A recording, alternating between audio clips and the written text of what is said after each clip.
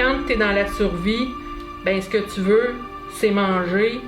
Je suis intervenante au CIPTO depuis à peu près 11 ans. Moi, je côtoie des gens de la rue, marginalisés, puis des gens aussi qui sont prestataires de l'aide sociale.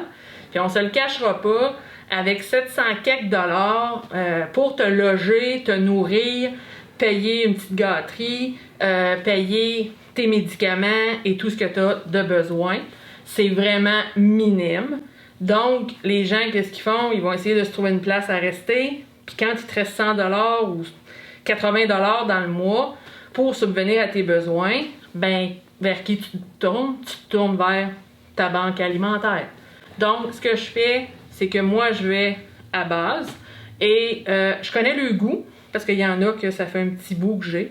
Je connais leur goût, puis là, je fais le tour en fonction de qu'est-ce qu'eux ils aimeraient et je vais leur porter à domicile.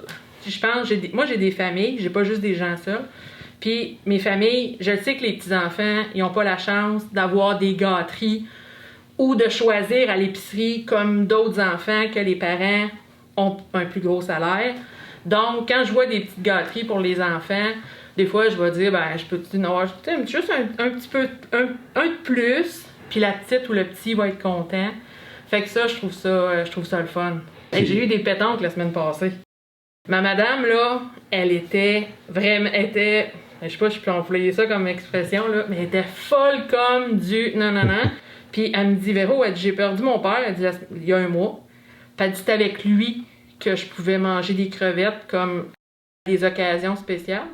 Puis elle dit, quand il est parti, elle dit, je me suis dit, j'en verrai plus parce que j'ai pas de sous pour m'en payer.